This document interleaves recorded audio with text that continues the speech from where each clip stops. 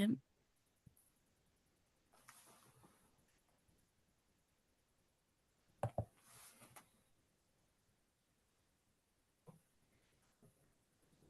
Okay, you're live. All right, thank you, Rachel. Good evening, everyone. First, want to say thank you again so much for your flexibility and being able to join us here tonight. I know this is really tough for us to find a time that works for everyone, so I know it was not necessarily the ideal time for everyone, but it was the time that works for most of us to attend. So just want to thank you guys all for that. First part of our agenda, I know we may have some new faces today in our meeting, and I know we have some rolling in later on as this meeting goes on. But just want to do quick introductions, trying to keep this brief within 30, 45 seconds per person since we are a larger group.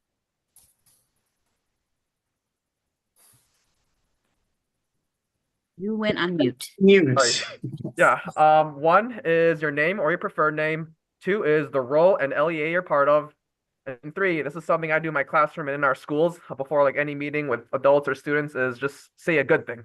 That can be from your personal and or professional life. So I'm gonna start it off, just an example. So my name is Javon Slew. I prefer you call me Lou, but I don't really mind. It's just what everyone calls me, Lou, by my last name. Two, I'm a special education and math teacher in Baltimore City Schools. And three, my good thing, I'll share two. One from my personal life. Over holiday break, I was in Canada, Banff National Park, did a lot of outdoorsy things such as skiing, cross country skiing, hiking. So that was really fun. Glad to experience real winter. And for my professional life, right before our break, I found out I got national board certified, so that was really exciting. Yeah. Yeah. I'm gonna just pass. So once you're done, pass it on to someone. So I'm going to pass it on to our chair, Amy.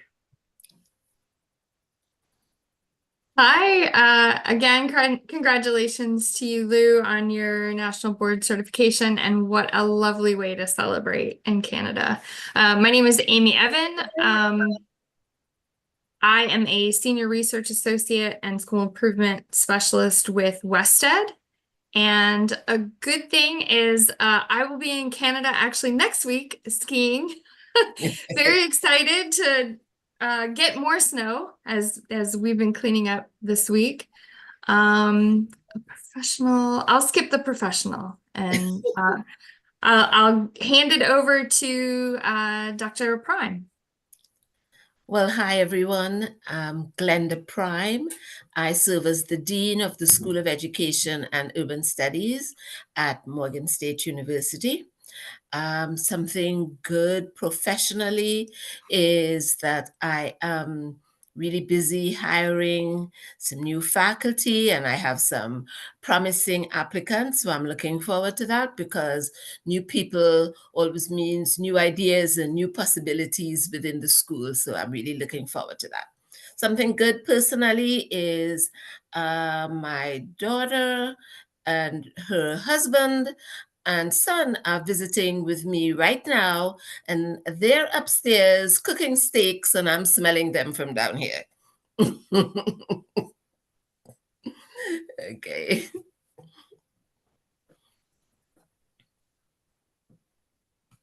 And I'm going to pass it on to Rachel.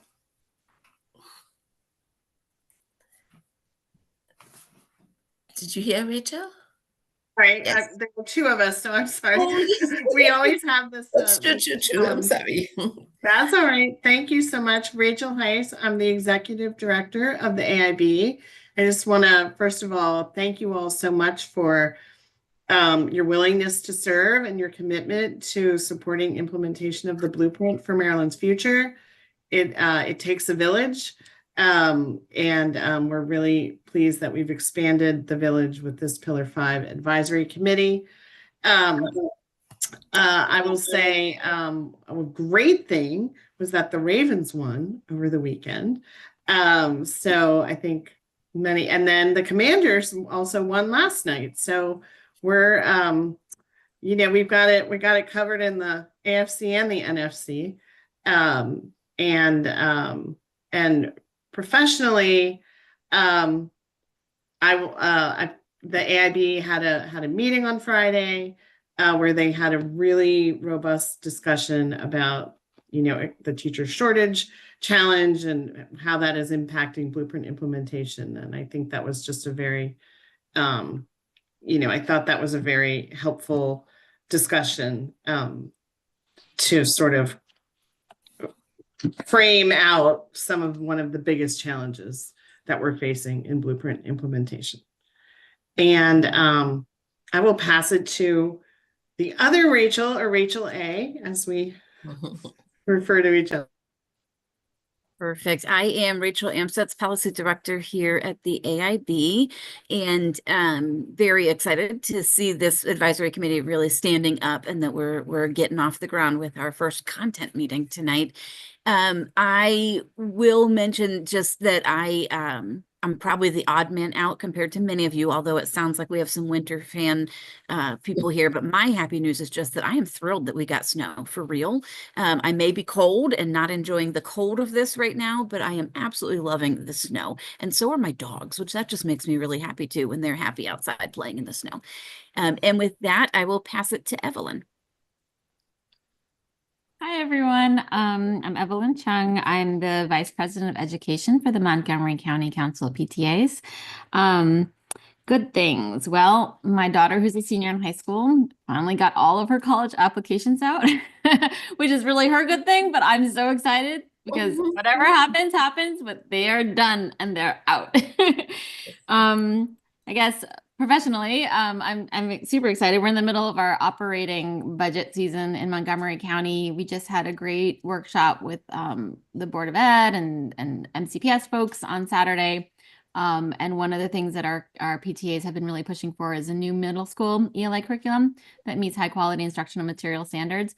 And we just found out that an RFP will be included. So fingers crossed the budget gets passed. So that is our little week by week triumph. So, I will pass it on to, let's see. Oh, wait, let me see. Let's see. Candace? Can Candace go ahead? Yes. Hi, I'm Candace Savage. I'm the Deputy Chief Administrative Officer for Worcester County Government. And my good thing is that my two kids who attend Worcester County schools, who are 8 and 11, are finally back in school today. So that's exciting after missing 22 of the last 24 days, I think it is. Not that we were counting. Professionally, I would say the good thing is we're finally fully staffed in our administrative office, which has been a while. There's been a lot of transition and people moving on to different things. So just really excited to have every seat filled for the first time in a while.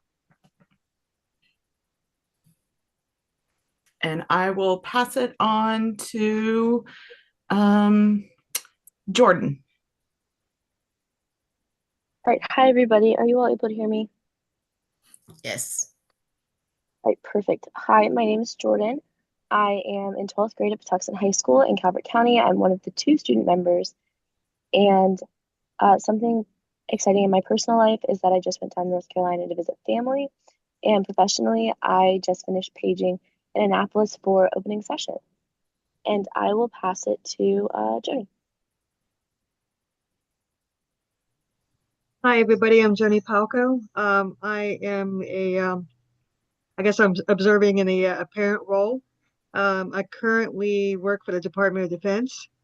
A good thing is that I have both my kids home. One's home from college, but sadly he's going back on Sunday. So I wish he was closer, but he has to go back. But it was just great, spending some time. It helped with having those snow days. That was really helpful. So it was kind of nice. But professionally, we've got a lot going on in the world. We just recently, as you probably saw in the news, a big drug bust in Texas. So that was a good day for us. They found a tunnel. So yeah, good stuff. But yeah, glad to be with you all. Oh, I'm not sure who I'm supposed to pass it on to. How about Crystalline? Okay, thanks. Good evening, everybody. My name is Crystalline Thomas Davis. I am an education consultant with Literacy Lightbulb. I also used to teach in Baltimore City, and I teach part-time at the college. let's see, something wonderful in my personal life is I had a really good conversation with my dad today. So we always have good conversations. So that was good. And then, oh, look, hey, Lou. And then also, professionally, I'm really excited because I'm about to hire my first 3 employees for my company. So I'm really, really proud of that. And I'll pass it to Heather. Hi, I'm Heather Clayball. I'm the Associate Superintendent of Fiscal Services for Frederick County Public Schools. And it's budget season, so I'm knee deep, ankle deep, actually head deep in budget. So that's my prime focus. And Wednesday we have all day work session with our board. So that should be hopefully a fun and a fun session for me because I do love to talk about my numbers, and a good educational session because we have 3 brand new board members in Frederick County Public Schools. And hopefully it'll be a great opportunity for them to learn lots of things about the system. And let's see who is left.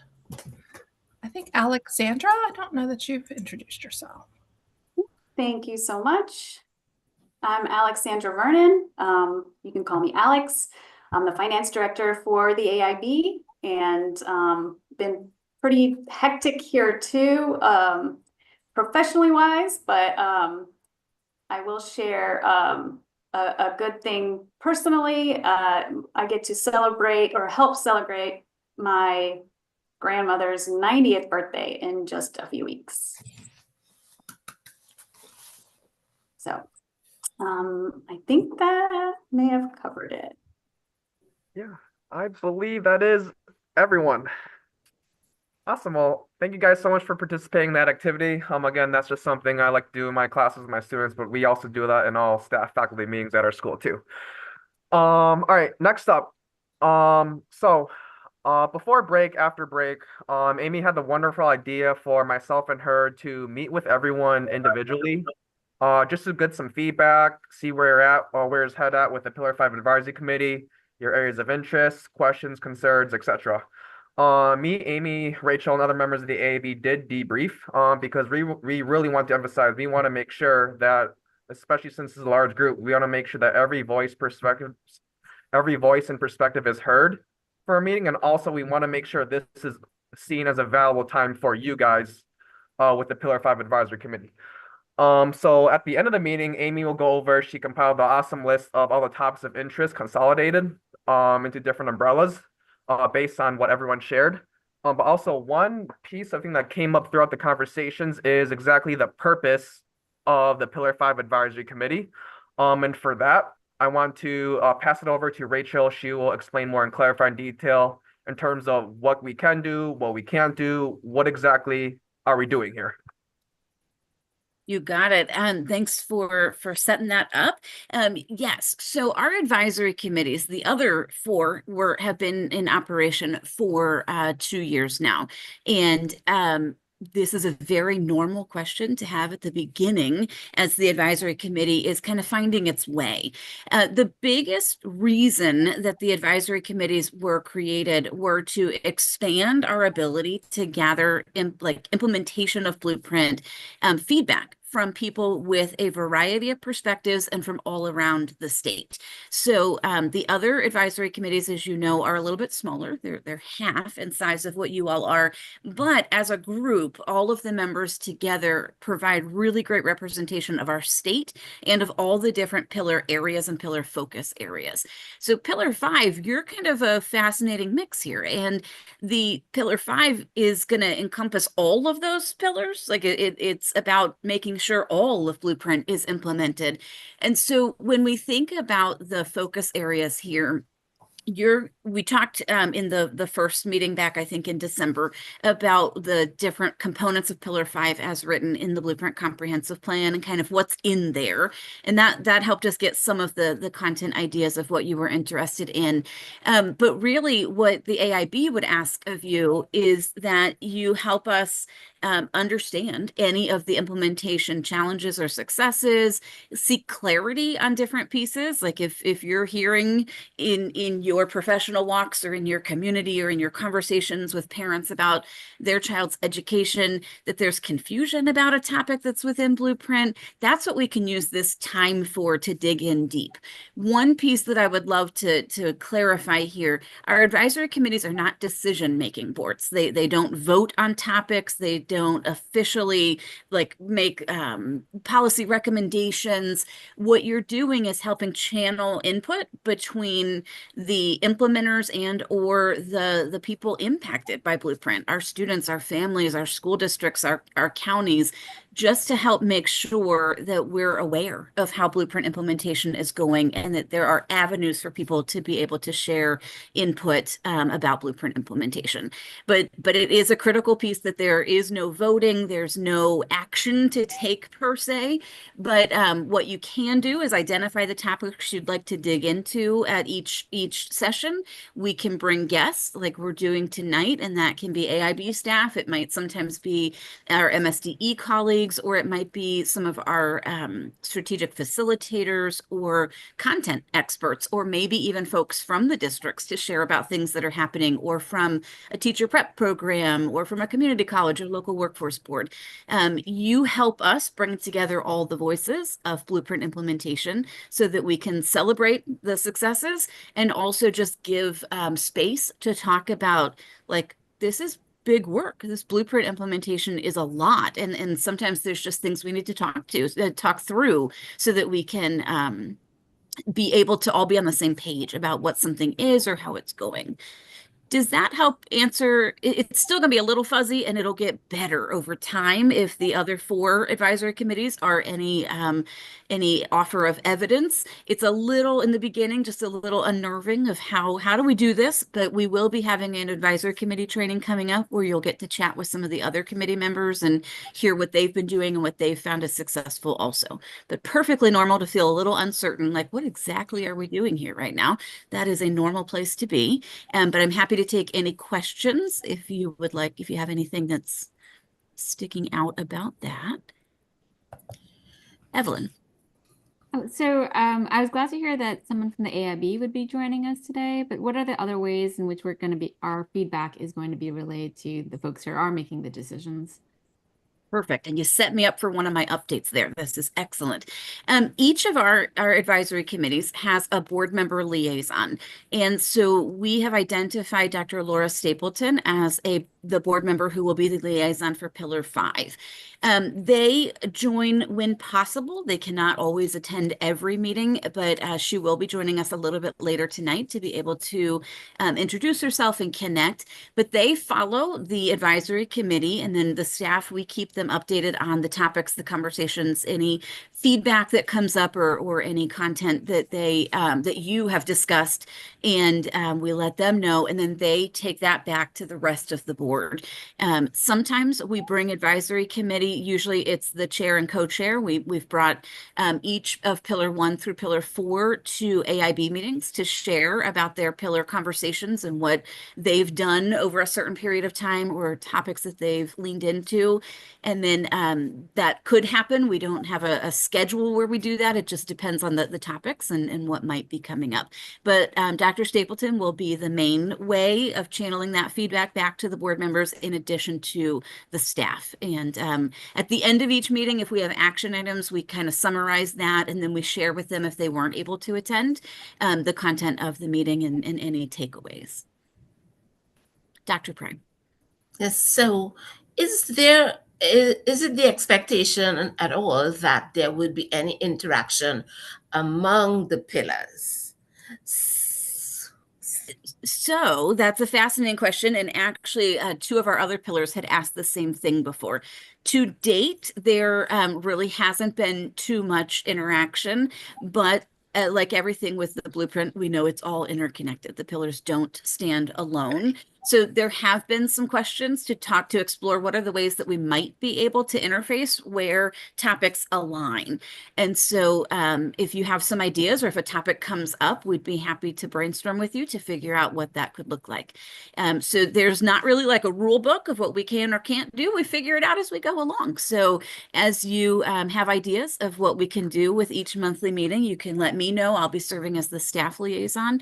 And so we'll work together to figure that out. But I would say you're totally in sync with a couple of our other pillars who are saying, hey, we've got a vision about this, but we're wondering what they feel about this, and that it is connected. So definitely a possibility, and we can brainstorm.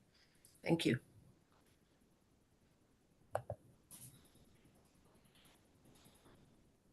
All right, Mr. Liu, do you want me to keep going, or did you want to say anything as we transition to the next? No, we're good to transition. Thank you so much for sharing that, Rachel.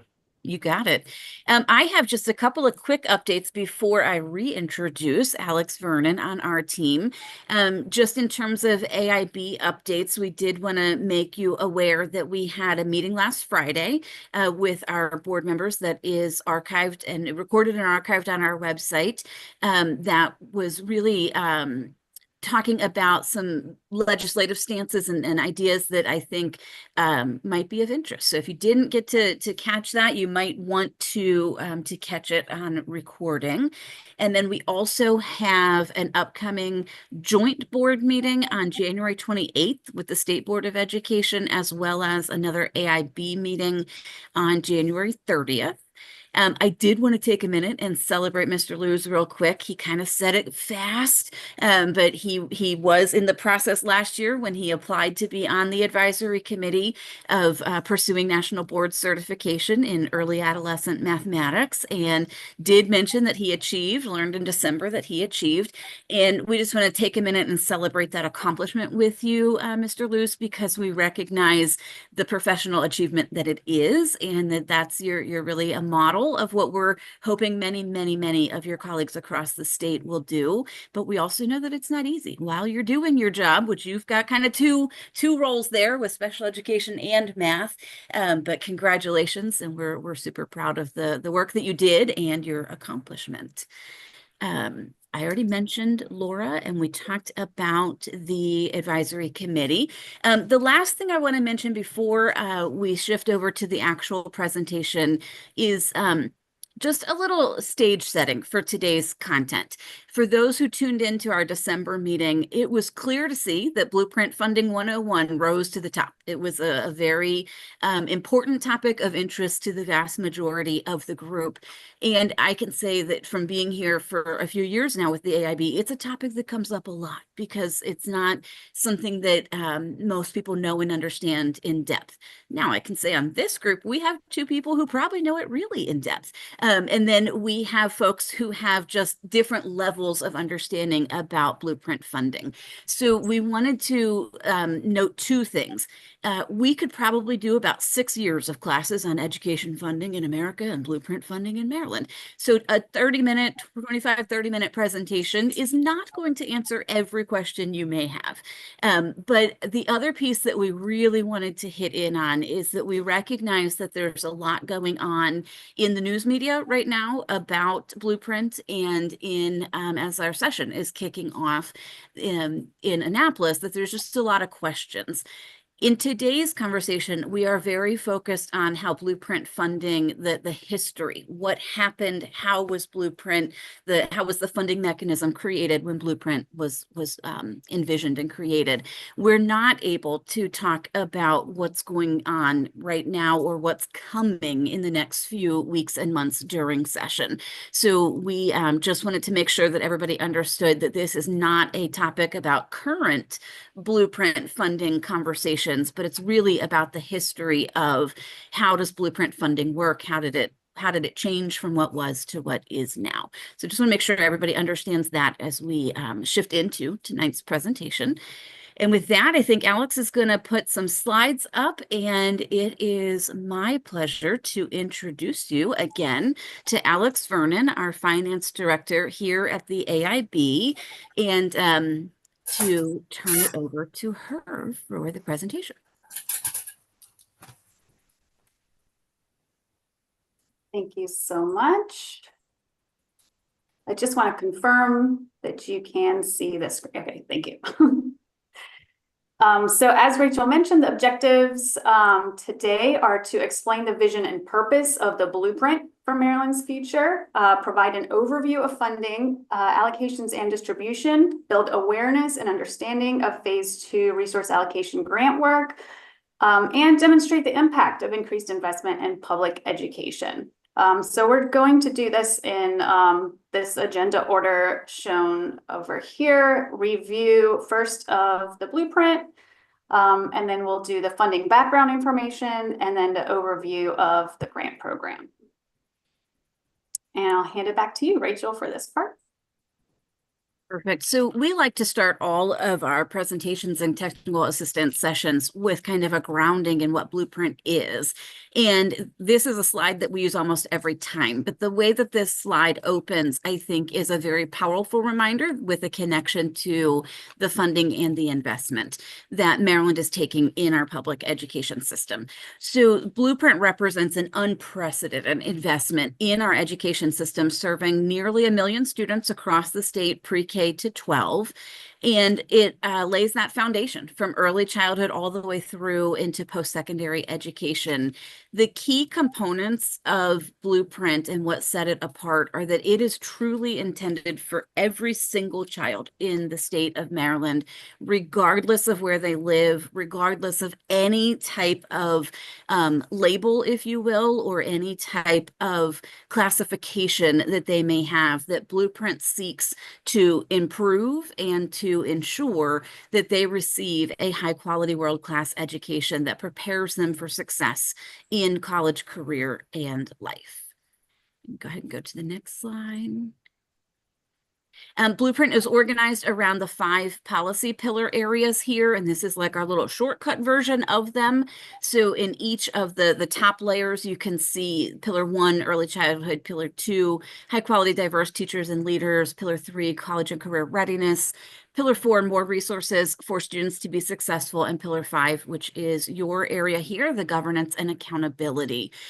This kind of helps us like separate the work into workflows, but as Dr. Prime mentioned or helped us think about earlier, none of these things stand alone. They all intersect and overlap, but this is the way that we talk about the work, and you can see the focus areas within each of those pillars here on the slide.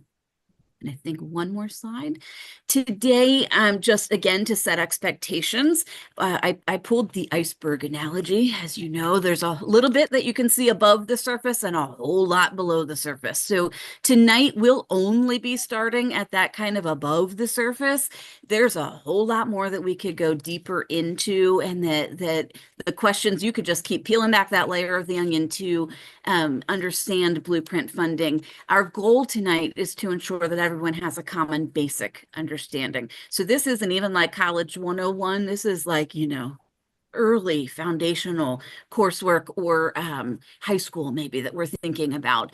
I can promise you that you will probably leave here with information overload. We're going to throw a whole lot of words at you. We're going to explain a whole lot of terms. It's just going to be a lot coming in. And with that, we anticipate that you may have several questions. We ask that during the presentation, we hold the questions, and that we'll get to them in the Q&A that's scheduled right afterwards. But it would also help us in terms of presenting if we don't even use the chat to put them in there for right now, but hang on to them. I saw that Amy posted the agenda earlier.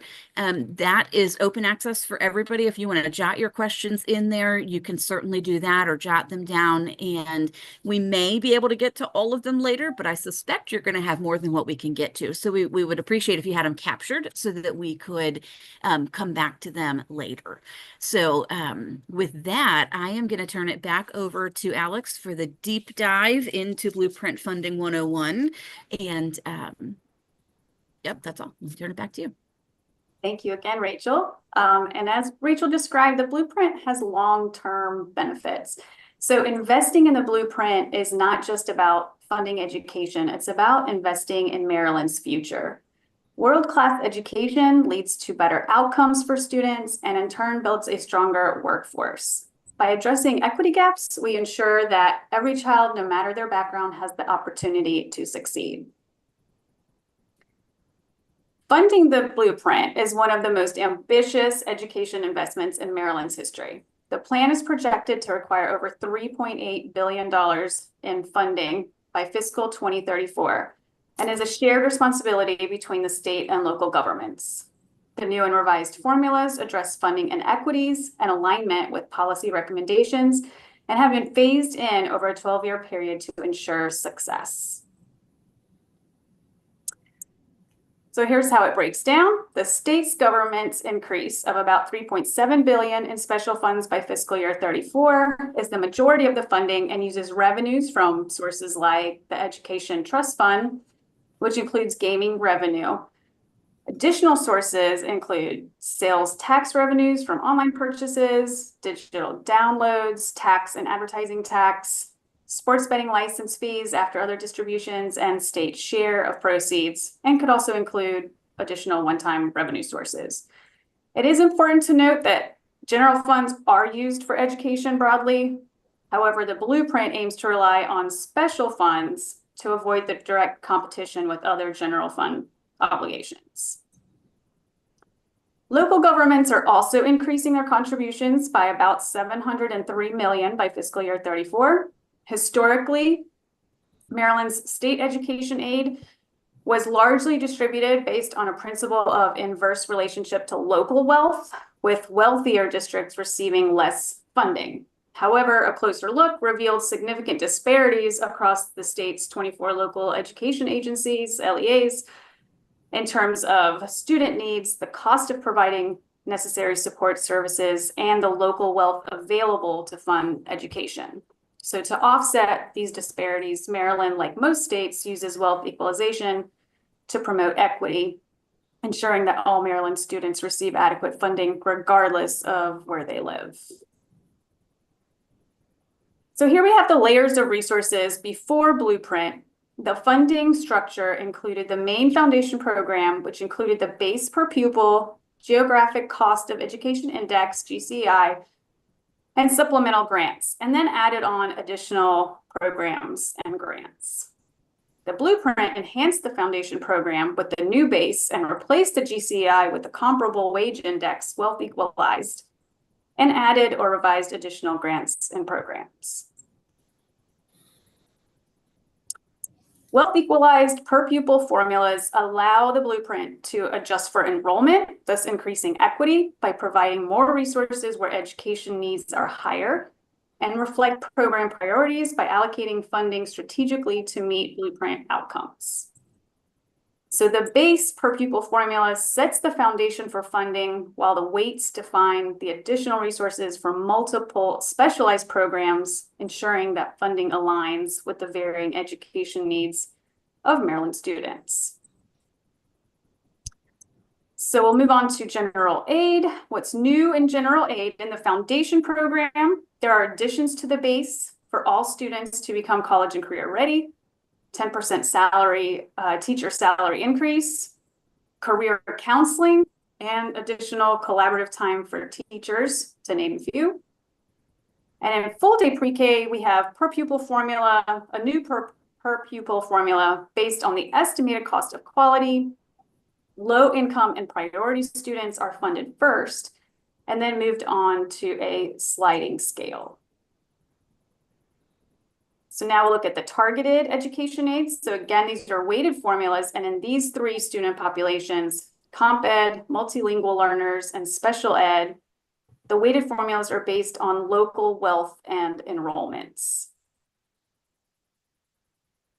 Career Ladder provides salary increases as performance increases are demonstrated by achieving national board certification.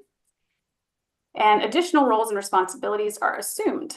Beginning in fiscal 23, NBC teachers receive a $10,000 salary increase, an additional $7,000 if teaching in a low performing school. NBC renewals and movement up the career ladder also receive additional salary increases once the career ladder is in place. And funding is distributed based on number of teachers pursuing and or achieving national board certification.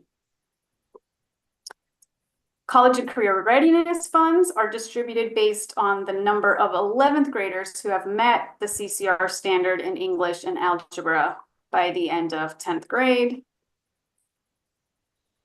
Concentration of poverty school grants. 2 positions are state funded and per pupil amount for wraparound services. And then transitional supplemental instruction funds are distributed based on the proportion of 3rd graders who are not proficient in English arts through fiscal 26. Now what this looks like in the span of the blueprint timeline. The weights applied to student funding programs change over time to progressively increase investments in education and ensure long-term funding sustainability. These slides show how the weights or percentage of the base per pupil amount are phased in by program according to the implementation schedule. We're not going to spend a lot of time here now. However, the main takeaway here is that the total funding per student increases, leading to more resources for specialized programs and to the students that need them.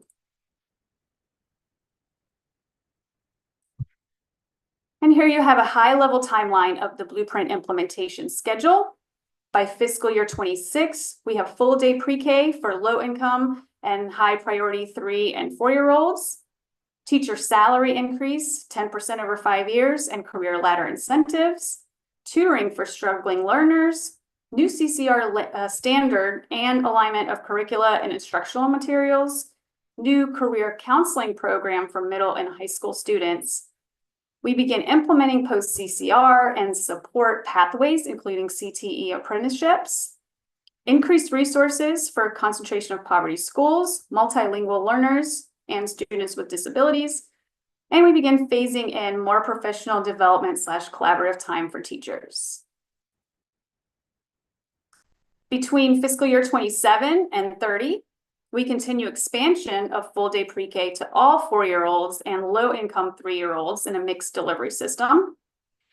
And we have a $60,000 minimum teacher salary. We continue to phase in of teacher collaborative time or professional learning and student supports, where the traditional grants have been phased out, and then a full phase-in of resources for concentration of poverty schools, multilingual learners, and students with disabilities. So finally, by fiscal year 33, all formulas are fully funded through the foundation and collaborative time. Also new is the local share requirement. Counties must fund the greater of per pupil maintenance of effort, MOE, or combined local share of Blueprint Wealth Equalized formulas. The maintenance of effort calls for counties and local governments to maintain a minimum level of funding from year to year, making sure it doesn't decline over time. And the key takeaways here are that the estimated maintenance of effort is greater than the local share for most counties until fiscal year 28. And then beginning in 29, the estimated local share exceeds maintenance of effort for most counties. Many counties have historically gone above maintenance of effort, and in many cases, significantly above. So for counties where the local share is the funding requirement, the Education Effort Index was designed to provide additional state funding in place of local funding to counties based on their local wealth and education effort. So for example, some counties may spend a similar amount per student annually. However, wealthier counties contribute a higher share of education funding through local revenues, while lower wealth jurisdictions receive more significant state aid. This slide just shows the funding requirements for each county or LEA in Maryland.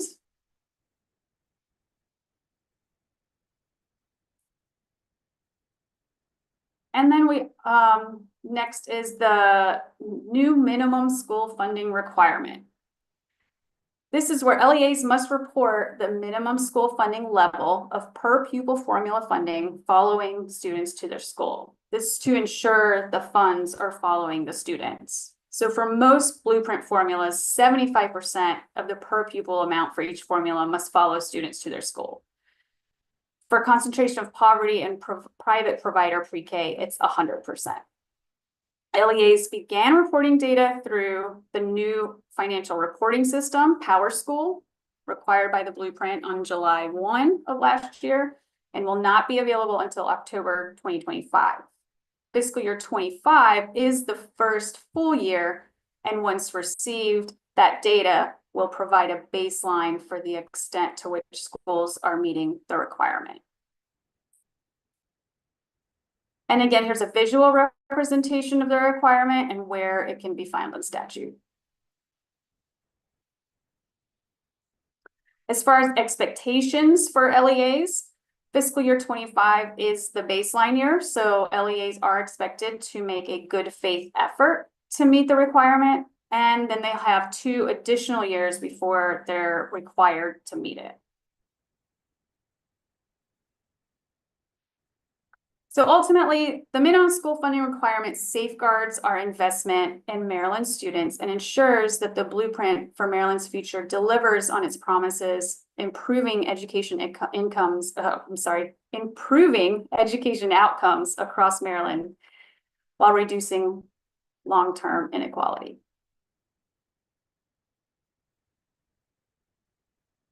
And with that, I will pass it to Rachel. Great, thank you. So we wanted to draw a connection here for you between Blueprint funding and our technical assistance grant program. So the AIB receives funding to be able to support technical assistance efforts to help our Blueprint implementators be able to implement Blueprint. And you'll see here we have phase 1 and phase 2. In phase 1, the grant was used to provide strategic facilitators to each of the LEAs that wanted to participate in the program. And it was intentional support and funding that we were able to give to them to be able to dig in to whatever phase of Blueprint implementation work they were in and felt that they needed a strategic facilitator to help support. The grant program, in addition to our LEAs, it does also support the CTE program.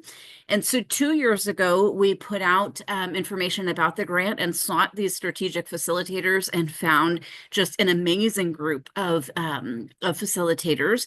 The LEAs and CTE committee were able to select from those and were paired. And now, if they chose to, they could also continue into year 2. So in phase 2 of our grant program, it's strategic facilitators and also strategy leads. So there were several areas within Blueprint implementation that were identified as the most timely pressing topics that our Blueprint implementators would need support with. The biggest one and the biggest priority for our funding went to resource allocation.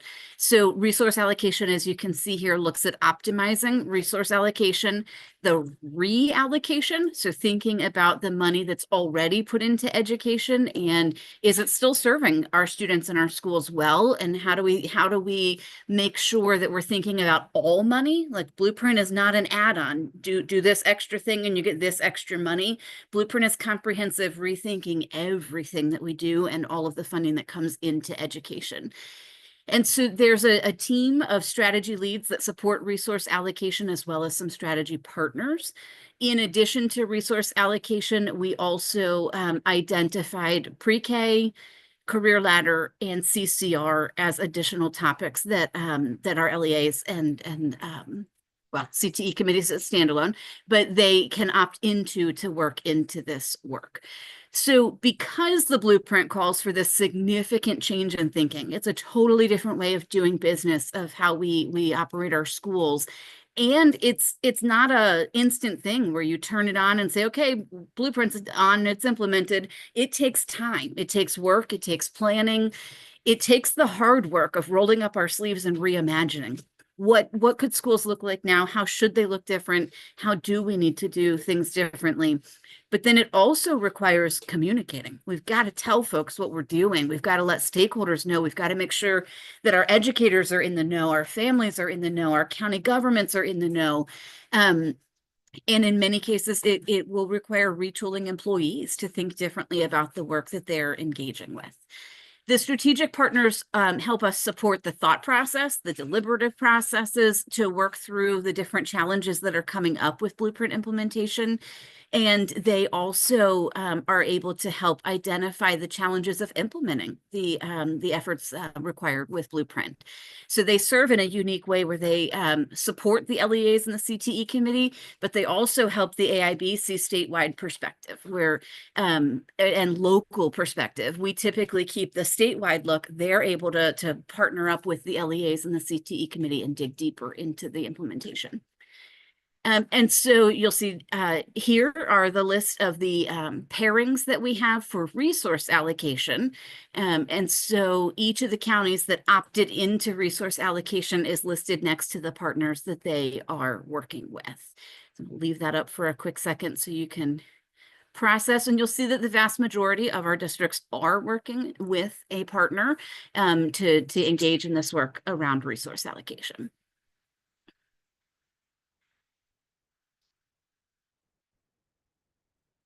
And we can go to the next slide. So that, I'm going to give your brains a second to process all that information that just came at you there. We do recognize that this is a critical year of really thinking about funding and the allocations that are in our schools and in working in implementing Blueprint.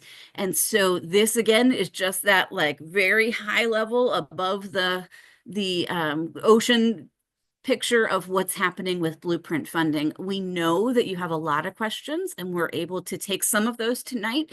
I think, Mr. Liu, we have about 15 minutes set aside for questions. Does that sound about right? I believe so, yes. Okay, so we will open the floor for questions. Evelyn. Hi, thanks. So what I'm trying to understand is how the state connects the funding to the, what's being spent on, and like what is mandatory versus discretionary. So I saw that timeline from 23 to 26. You got pre-K, tutoring, CCR, like a number of those things. Like tutoring is not happening in our county anymore. As soon as ESSER funding got dried up, we couldn't pay for it anymore. So it seems to me like that must be discretionary. Otherwise our county would be doing it. So I'm a little confused about this funding versus what's mandatory, what's discretionary in the timeline of the Maryland Blueprint. And how they're allocating for the two big things, which are the pre-K and the increased teacher salaries are the big two pots of money that are I think really difficult for the LEAs to fund.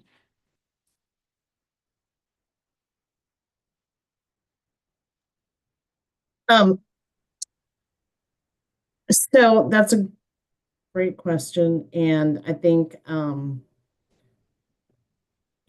one of the things that the Blueprint does is in the past, the LEAs had an extreme amount of discretion in how they were spending their funds. And one of the changes that the Blueprint and the commission that made the recommendations that led to the Blueprint was that, looking at top performing systems, there are evidence-based strategies and practices that have shown results, and that those policies should, be more broadly followed by LEAs with the ability and the flexibility to implement it based on their own local needs and context. So that's one of the big kind of mind shifts, I would say,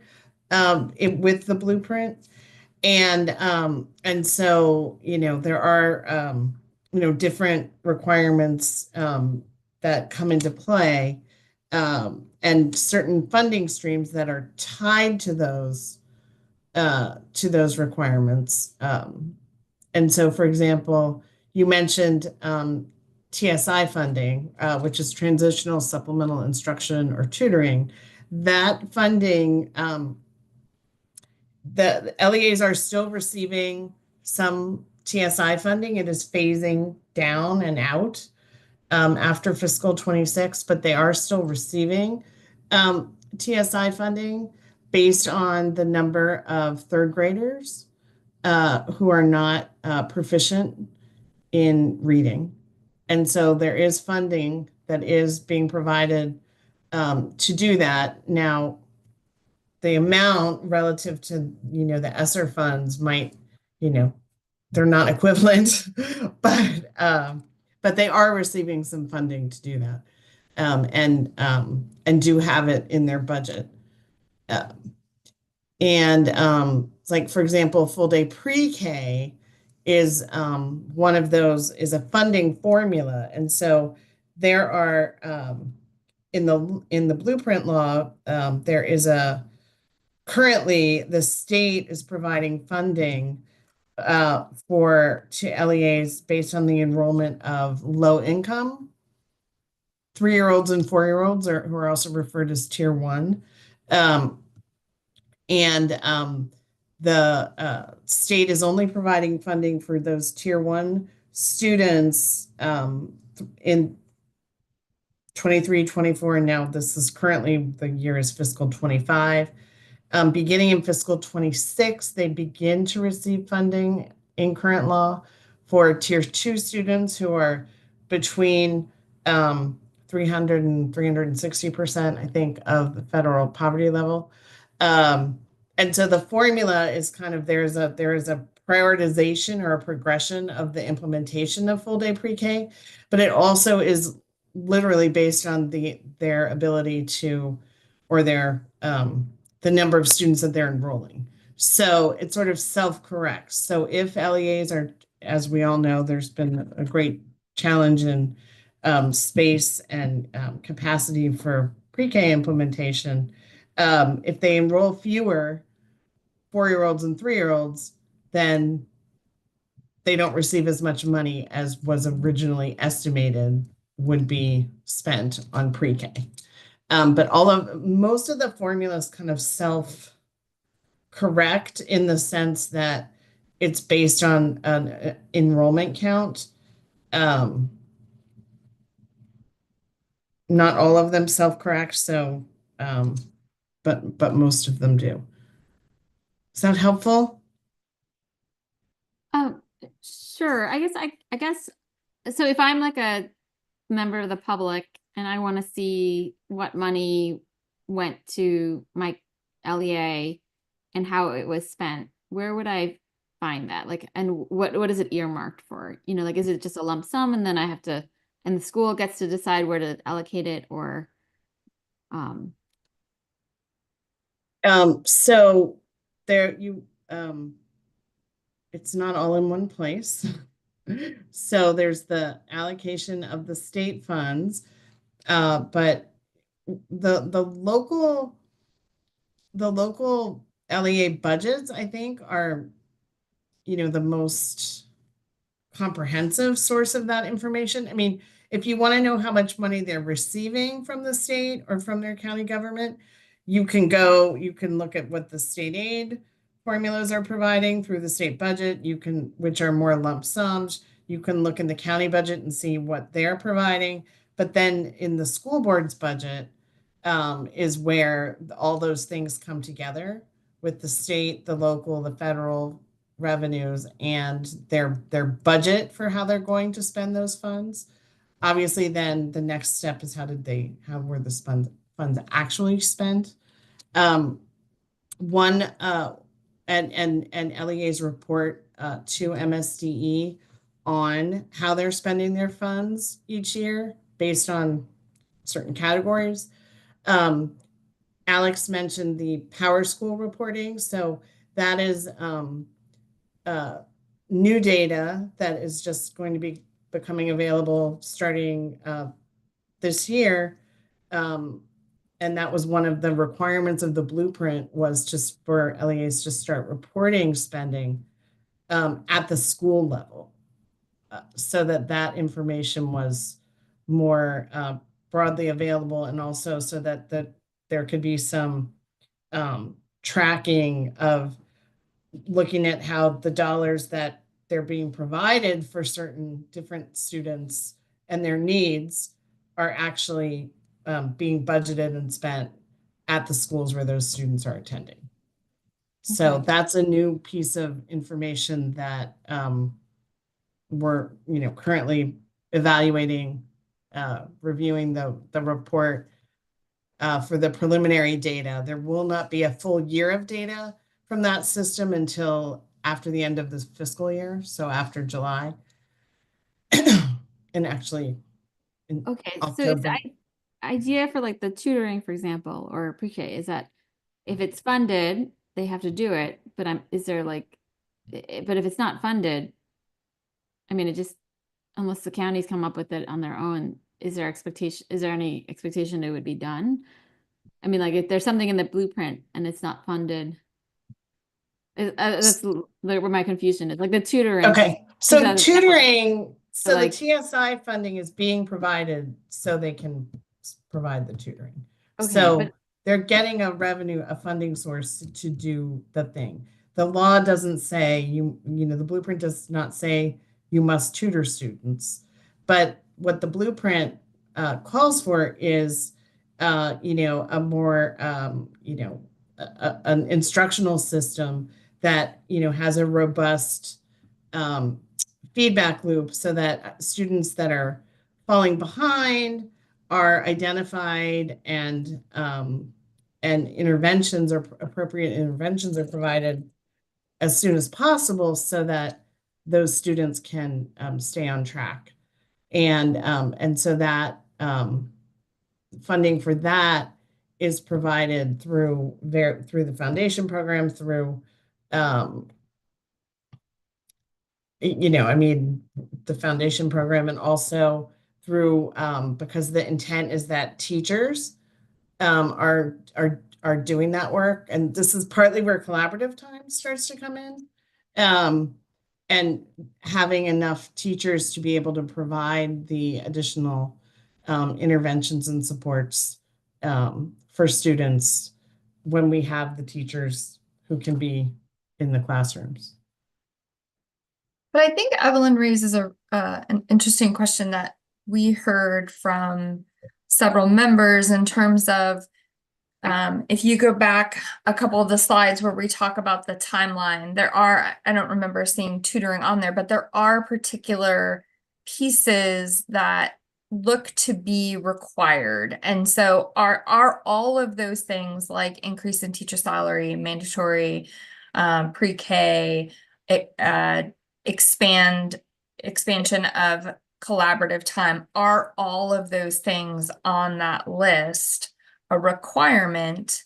So that would be question one. And then question two is, what is the mechanism by which those strategic plans and that long-term plan is determined and the funding allocations are matched up with that? Because there are folks working with the LEAs to determine the resource allocation, but then there's a separate set of TA providers that are working with the LEAs on the implementation plan. When are those two conversations happening together so that an implementation plan and a resource allocation are aligned?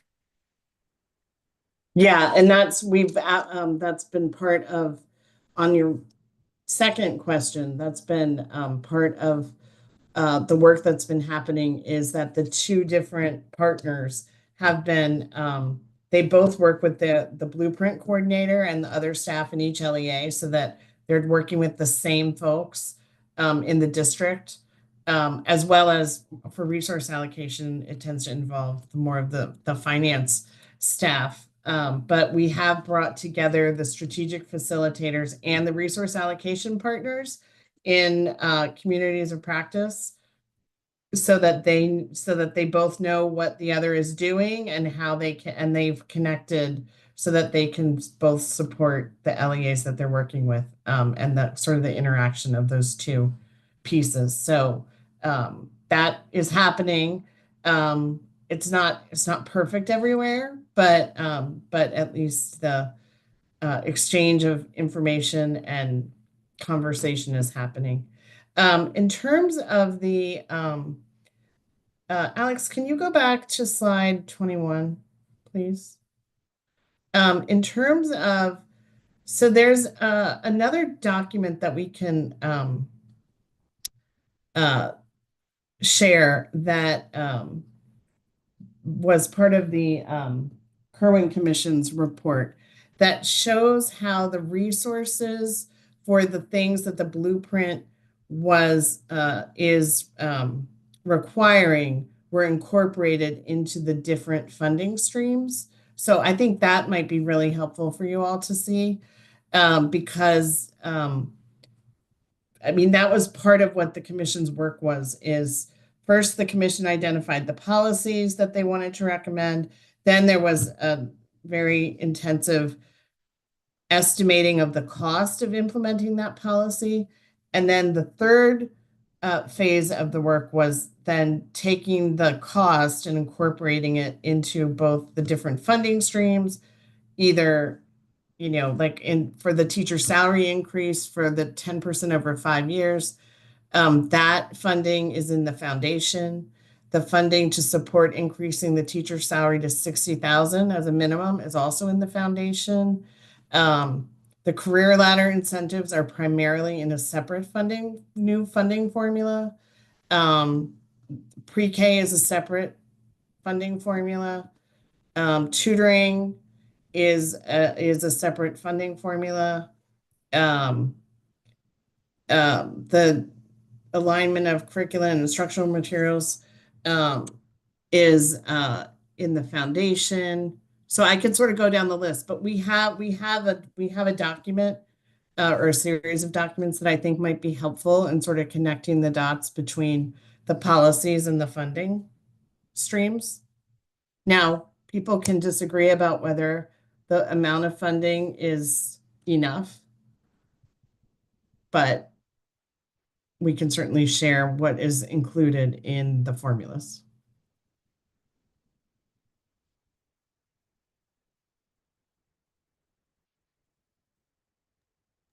One other thing, Rachel, here that I could add is that there are a few things on this list that we have some documentation around that we can point you to on our website.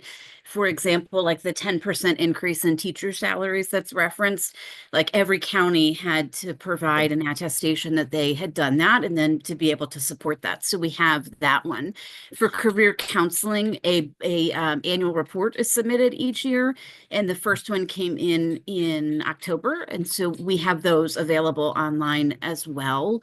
The concentration of poverty schools and the community school grants, there are resources available that show some of those. So I think, Evelyn, it's there's not like one place to be able to point you to see it all, but there's different pieces in different places that we could also help point to.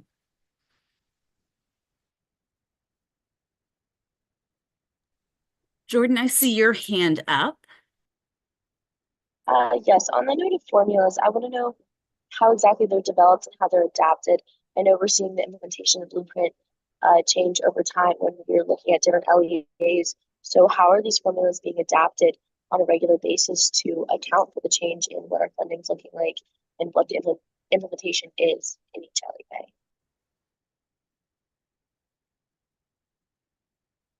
I'm sorry, I had a hard time hearing you, but Alex, if you were able to hear and can answer. Okay.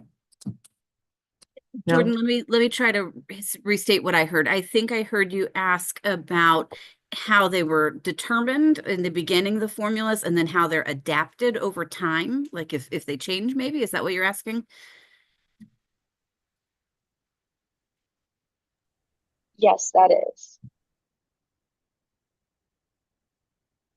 How the formulas were determined. So, I mean, I just shared about the process that the commission went through to develop to modify the existing formulas or provide new formulas. But I think maybe what would be helpful is if we get you a copy of, we share with you the commission report that, you know, there's several of them, but they identified the costs.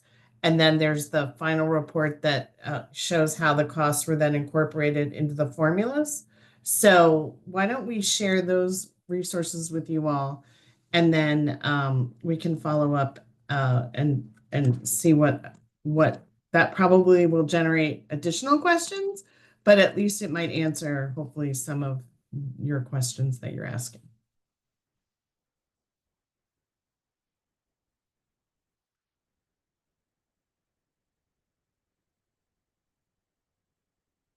Oops, Dr. Prime.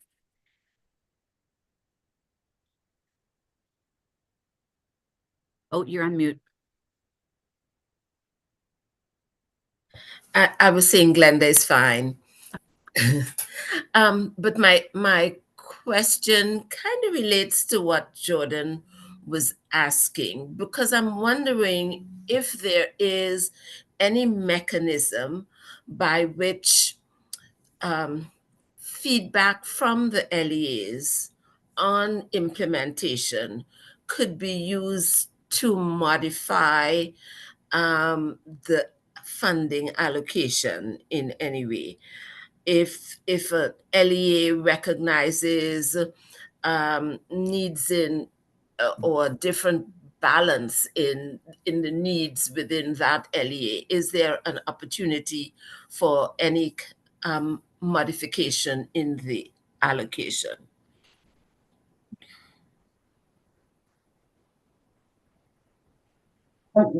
There certainly is, you know, a process where, you know, changes can be made. Both the AIB has the ability to make recommendations, but also the governor and the General Assembly each year, you know, have the ability to modify the law and make changes to the law that they think are necessary. The LEAs do still have flexibility over how they spend the funds, so long as they are, you know, meeting the requirements. If that, so there are, you know, they do still have some flexibility, but obviously as conditions change, there could be a need to revisit, and that is definitely part of the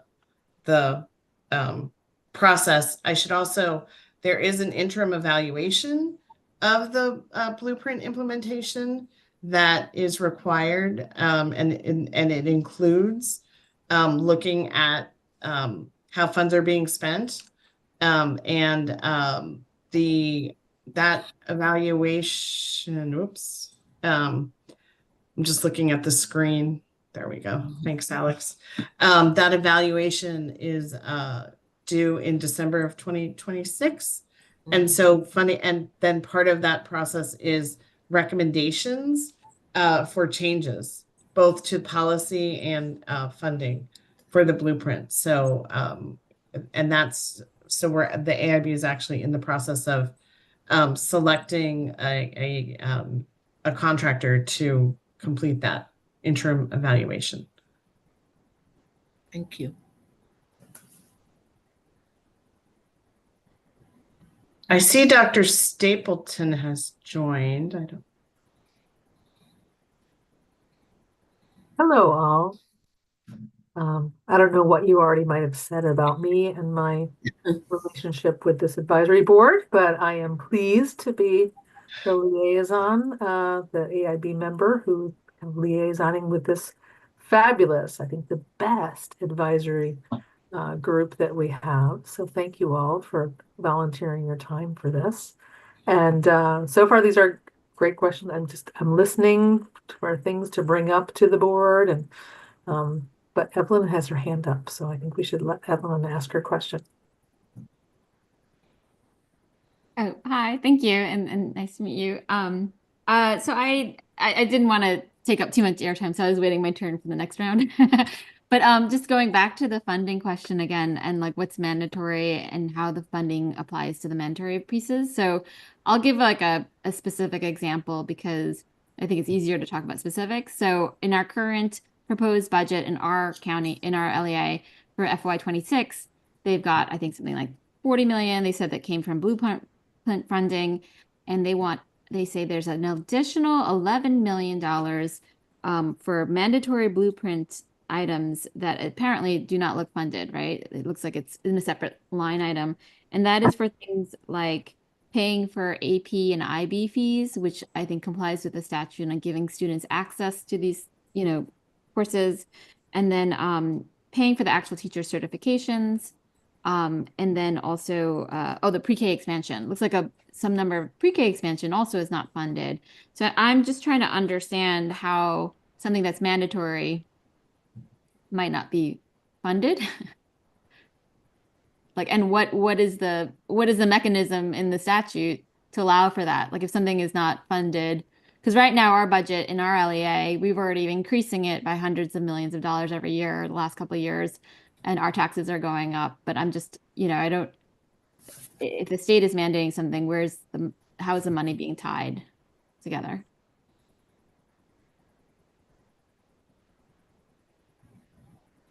So the formulas include a certain amount of money to do those things. If we just, like CCR would be one area where there's a misalignment between who is considered college and career ready and the count that was used in the budget in fiscal 25 to support CCR students. This is something that,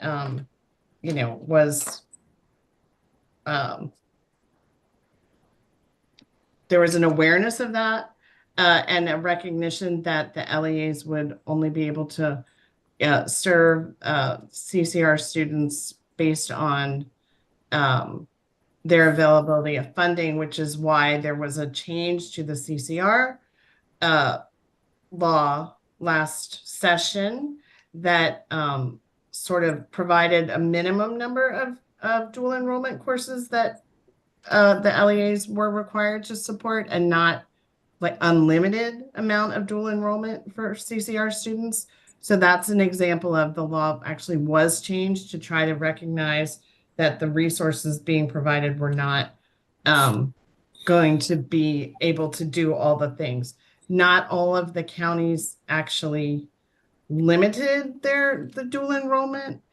Some did and some didn't. So I would have to look more closely at what you're looking at, Evelyn, to fully be able to explain that difference between what they received and how much they're spending on dual enrollment. But that would be one example where a change actually was made.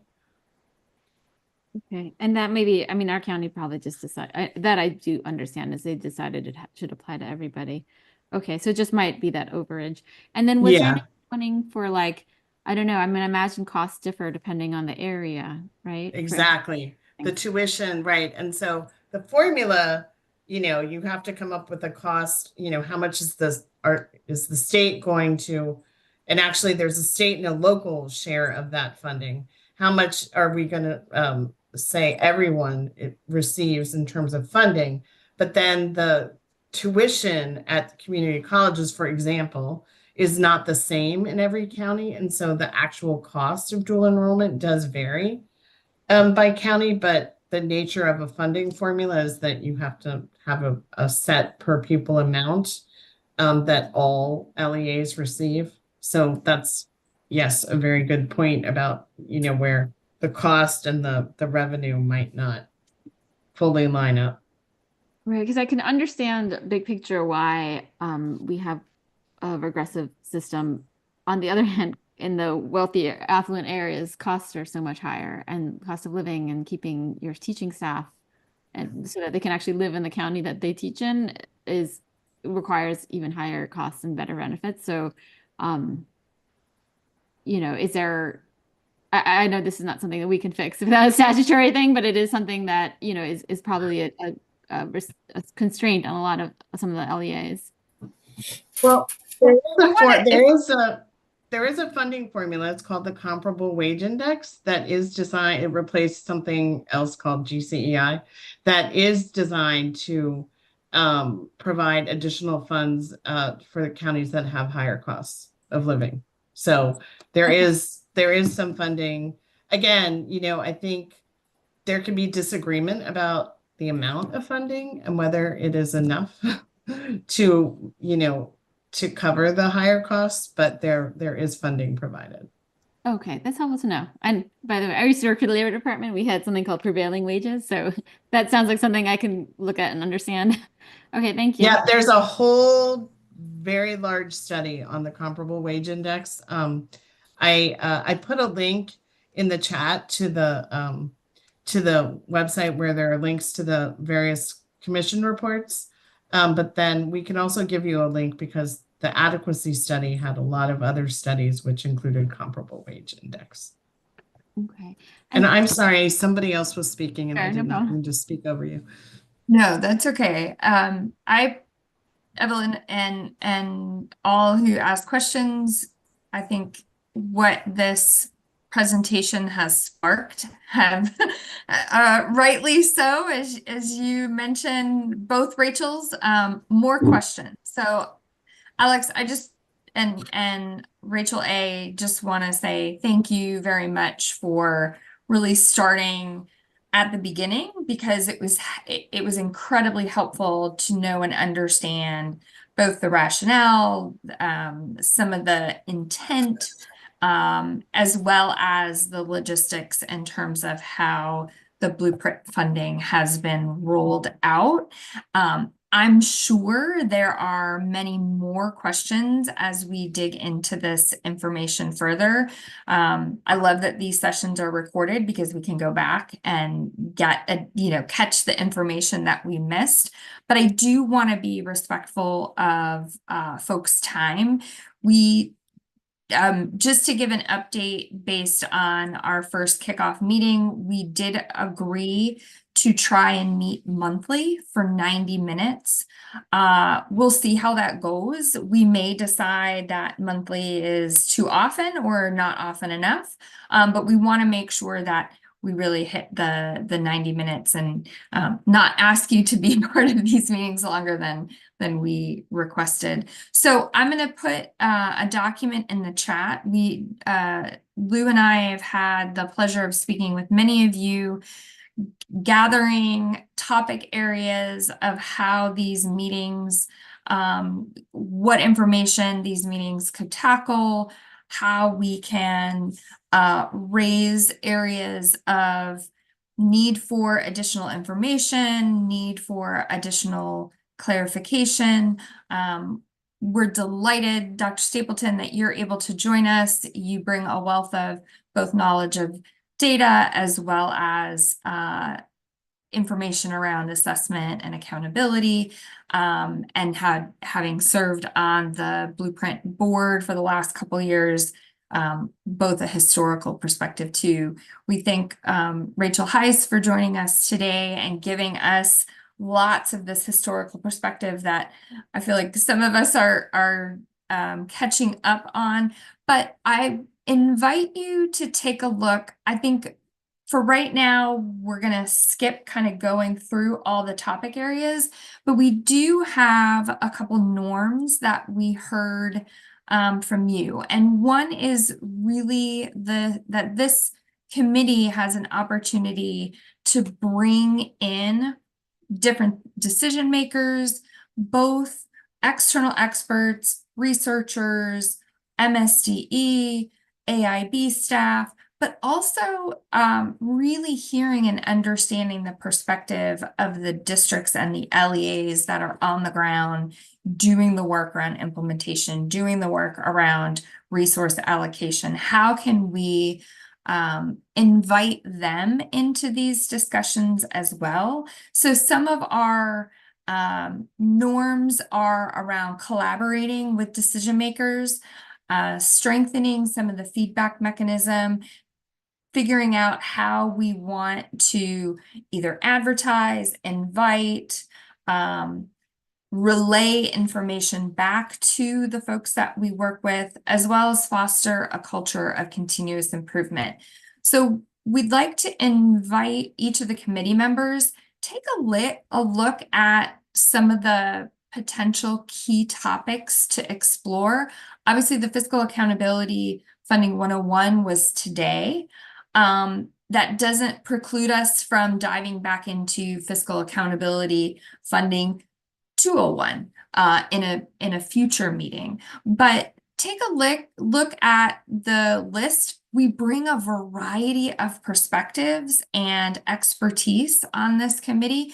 Where would you insert yourself? We definitely want these agendas and committee meetings to be collaboratively planned. So where would you be interested in learning more, interested in drafting the questions, interested in figuring out the agenda, but also don't be anchored to these topic areas either. If there are additional ones that come to mind as you're working in the field, as you're hearing from your folks in your LEA, if there are additional topics that we should elevate, by all means, add to this list. This is our working document, so this is not set in stone. This is for our editing purpose as we plan to move forward. But I will open the floor. I'd love to hear your thoughts on what topic area we think would be really helpful for our next meeting in February, because these are going to come pretty quickly. We want to make sure that we have a topic that we think could be really valuable and helpful for our discussion in February. So anyone want to throw anything out and we can see where it lands?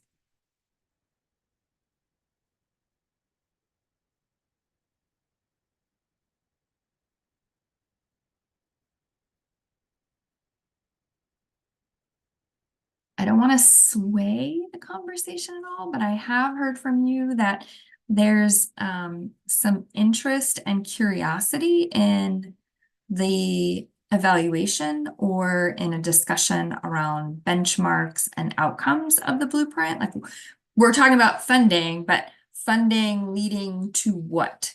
Leading to increase in outcomes for whom? But what are those outcomes? And what is the timeline in terms of when those outcomes, when we hope to bring those outcomes to fruition? So that is one area that I've definitely heard from many of you in terms of need for more information. So I'll just throw that out, but. Yeah, I think, I'm sorry. No, go ahead, Crystalline. I think also tonight, Evelyn kind of touched on the equity portion and how that can look different in different environments. So it kind of, because it was something that I didn't even think about, because I'm always used to being in the environments that need, that are Title I or whatever the case may be. So I never thought about it from a different perspective. So I think that could be a good discussion for our next meeting as well. So maybe outcomes and outcomes for whom? What else are we thinking?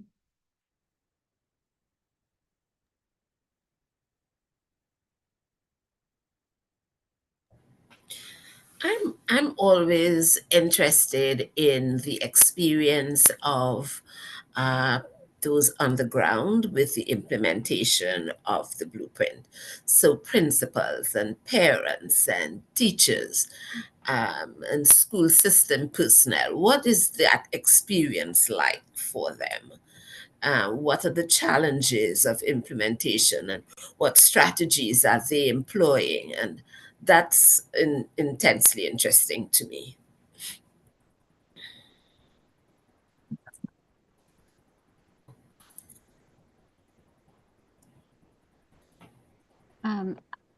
I would second. I think the understanding the value, like the data being used for evaluating, and that includes student assessments and how well they're actually assessing our student performance. It's been a big question in our county. And since those assessments come from the state, I really want to understand that, because if that's influencing, funding and how we think we're doing on the blueprint, I want to understand what those assessments are. And then the other thing, and I don't really know, I guess it's more of like how is the state supporting the school system question? I mean, one of the biggest pieces to me, that can have the largest impact on most students, especially our most vulnerable students, is the creation of high quality instructional materials and then professional development. Because what we see in our LEA, and I think we see across the state, is really inequitable kind of quality of instruction from classroom to classroom and school to school. And certainly the schools that are in most need have a lot of novice teachers, and they are most in need of these materials to kind of make it easier to implement a strategic vision, right? And so, right now it feels like every ELA is doing it on their own. And I understand, and I'd love to hear the perspective of folks here, that is something that LEAs have wanted, because they say our needs are different from LEA to LEA. But there's a lot of inefficiencies to that. There's a lot, like we're spending a lot on like finding the right curriculum. We've got some guidance from the state, but not total guidance. And you see other states where they're choosing the curriculum, like a few ones, and then you can get some savings for statewide curriculum. Professional development, like our state is lacking in ecosystems. Like we've talked about this in science, for example, that there's not really an ecosystem that you see in other states, like on the West Coast, where teachers really can come together and collaborate and talk about next generation science standards and how it's getting implemented. And that's something that I think would be really great if the state could do at that level and would support these initiatives that are in the blueprint. So I don't. Would you mind adding that topic to the list? Because I think we could certainly put together a session, maybe even with MSDE's curriculum department, to see what that looks like across the state, and then what is there a vetted list of high quality instructional materials that the state offers? That could be something where we invite MSDE to come and provide a little bit of background on that. Yeah, that'd be great. Thank you. One piece I might recommend that we consider is that might actually be Pillar 3. So where does Pillar 5, what's the value add of Pillar 5? Some of these topics on here don't hit into the other pillars. And so it could be an overlap, or it could be that we could talk and I could let you know if that's a conversation that they've had, or that we can see if they're looking at including it in their upcoming calendar of conversations as well. But that will be a helpful conversation when we pull together all of the advisory committees and have that opportunity to talk about who's headed where and where are the potential areas of overlap. Yeah. Rachel, is there someone that you would recommend, or maybe Dr. Stapleton, is the question for you, that you would recommend for us to better understand the outcomes intended of the blueprint? And then I wonder, Glenda, to your point, could we invite some of the LEA, a teacher group, a principal group, and see their understanding of the implementation, kind of the logic model of implementation equal outcome and where their role may lie? Yeah. So Amy, if that a lot of that was the work of the outcomes working group, which took about 1.5 years to work through. We had a lot of stakeholders, community members who gave input on what the outcomes should be, or measures that we should look at. Some of them were pre-existing, some are not. But I think that would be a great topic for February, that we could present on what the work of that outcomes work group was, what we landed on. And then at that point, we also could maybe just introduce what the evaluation plan is.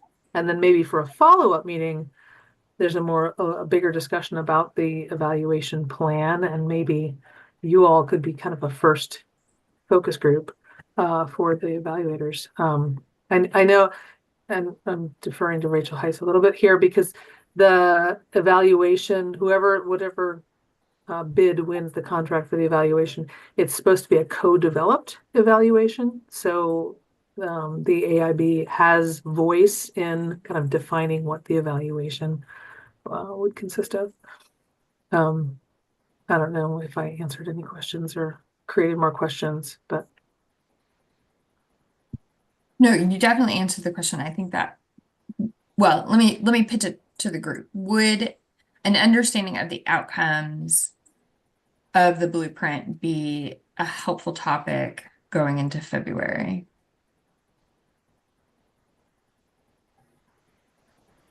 Okay, I think we have our topic. And we also do have multiple layers of logic maps, so that we can share with you. oh, I forgot. Never- That's the thing that triggered me. That we got to mention the logic stuff, and I didn't. Exactly. But that got as we were building out the outcomes and outputs, which are different things. That discussion, we decided let's put this all in a big logic map. So every pillar has its own logic map, and they all combine together. So it was a big undertaking. But we'll have to send that in advance because it's impossible to see on the screen. It's very detailed. And I think if for those of us that work in districts, it would be really helpful to have, I'm trying to think, and maybe Glenda, you and I can get our heads together to think through how we can involve some of the principals if we include a focus group or almost like a fishbowl of principals and or central office staff and get their understanding and maybe gut check on some of the outputs and outcomes. That might be helpful as well. And Amy, I also can help with that. And then also we do have Michael Brown on our committee here. I know he's not able to be here tonight, but in addition to his role as a school principal, he also is currently the president of the Maryland Association of Secondary School Principals. I had to get my acronym right here. The N with all the S's and the P's. Yes, yes, MASSP. But that might be another way. Another avenue that we've found to be very successful with our other advisory committees is that our strategic facilitators work with all the boots on the ground folks. So they work with the executive teams in the districts, but oftentimes several of them have done some extensive stakeholder groups and listened to principals. Like I could point you to 2 counties who have like a published report of what they gleaned from their principals. Like it might be hard for us to put a principal on the spot and grill them about Blueprint. So speaking as a former principal, if you put me in, I'd be like, ooh, there might be pressure on that.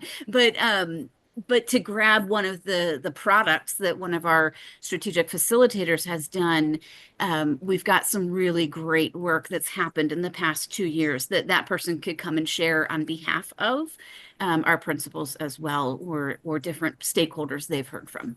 Good point. Good point, Rachel. Okay. Well, dang it. We're 10 minutes over time. I was really trying to keep us. You did good. You did good. Thank you all very much for joining us. And our next meeting will be February 10th from 6 to 7:30. We hope you can join. Please let folks know that you think this meeting would be helpful to hear, to understand, and we will see you then. Thank you. Thanks, everybody. Have a great night. Bye-bye. Have a good night, guys.